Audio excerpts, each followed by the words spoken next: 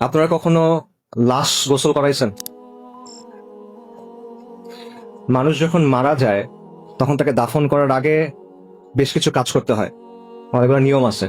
তার মধ্যে একটা কাজ হলো মৃতদেহকে গোসল করানো, এবং এই গোসল করানোর কিছু নির্দিষ্ট নিয়ম আছে। যেমন মনে করেন, লাশকে বসাতে হয়, পাশ ফিরাতে হয়, তারপর লাশের পেটে চাপ দিতে হয় আস্তে আস্তে, যাতে করে তার দেহের ভেতরে যে ময়লা আবর্জনা আছে সেটা যেন বের হয়ে যায়। যে ময়লা আবর্জনা আমাদের সবার দেহের মধ্যেই আছে। এবং যারা অনেক লাশ গোসল করাইছে তাদের সাথে কথা বললে আপনি অনেক কথা শুনবেন। যেমন ধরেন, অনেক মানুষ মারা যায় পেটের অসুখ নিয়ে, অনেক মানুষ মারা যায় লিভারের সমস্যা থাকে, পাকস্থলীর সমস্যা থাকে, ক্যান্সারের সমস্যা থাকে। এরকম মানুষকে যখন গোসল করানো হয়, যখন পেটে চাপ দেওয়া হয়, তখন শুধু আবর্জনা বের হয় না, পুজ বের হয়, রক্ত বের হয়। অনেক সময় শরীরের ভেতরে যে অঙ্গ ছিল লিভার, এটা গলে বের হয়ে আসে। অনেক সময় খণ্ড বিখণ্ড হয়ে বের হয়ে আসে, অনেক দুর্গন্ধ হয়। তখন আমরা মৃত্যু জিনিসটাকে অনেক পবিত্রতা দেওয়ার চেষ্টা করি।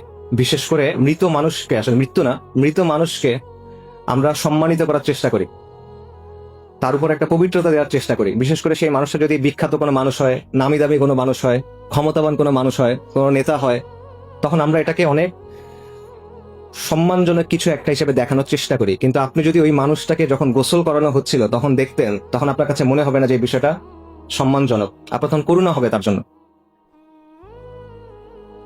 মানুষ দুনিয়াতে নিজেকে অনেকভাবে উপস্থাপন করে। আমরা নিজেদেরকে অনেক বড় কিছু হিসেবে দেখাই, আমরা নিজেদেরকে অনেক সম্মানিত কিছু হিসেবে দেখাই, আমরা নিজেদেরকে অনেক পবিত্র কিছু হিসেবে দেখাই। আমরা আমাদের চারপাশে একটা খোলস তৈরি করি, কিন্তু মৃত্যু এই সবগুলা খোলস সরায় দেয়। আমাদের যত পোশাক আছে, যত আবরণ আছে, যত অলংকার আছে, যত সাজসজ্জা আছে, সবকিছু মৃত্যু সরায় ফেলে এবং আপনাকে দুনিয়ার সামনে একদম উন্মুক্ত করে দেয়। কিন্তু এই বিষয়টা আমরা মাথায় রাখি না।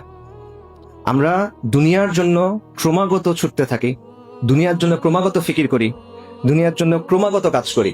আমাদের সব চিন্তা দুনিয়া নিয়ে, যে দুনিয়াতে আমার জীবনটা কিভাবে আরো কমফোর্টেবল হবে, আরামদায়ক হবে, দুনিয়াতে আমার জীবনটা কিভাবে আরো সম্মানজনক হবে, দুনিয়াতে আমার জীবনটা কিভাবে আরো সচ্ছল হবে, দুনিয়াতে আমার জীবনযাপনের স্টাইলটা, মানে লাইফস্টাইলটা কিভাবে আরো উন্নত হবে, কিভাবে আমি অমুক জিনিসটা কিনবো, কিভাবে আমি অমুক জিনিসটা ব্যবহার করব, কিভাবে অমুক জায়গায় যাব।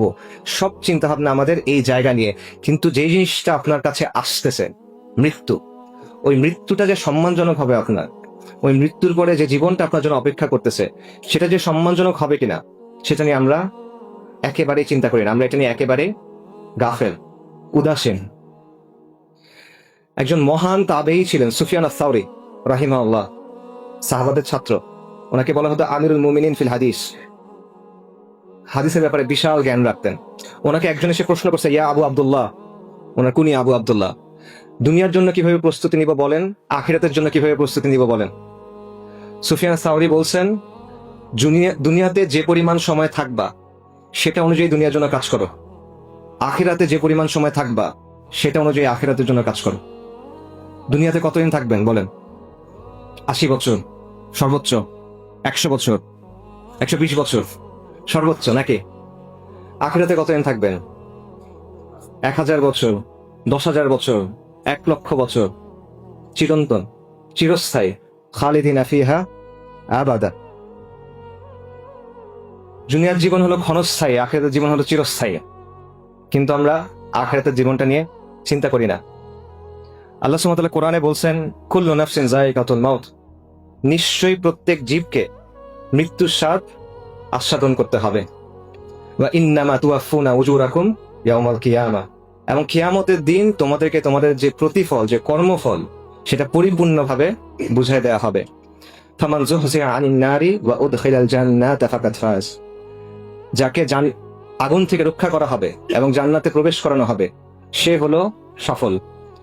ওয়ামাল হায়াতুদ দুনিয়া ইল্লা মাতাউল গুরুর, এই দুনিয়ার জীবন হলো ছলনাময় ভোগ, ছলনা, প্রতারণাময় একটা ভোগ, এটা ছাড়া কিছুই না।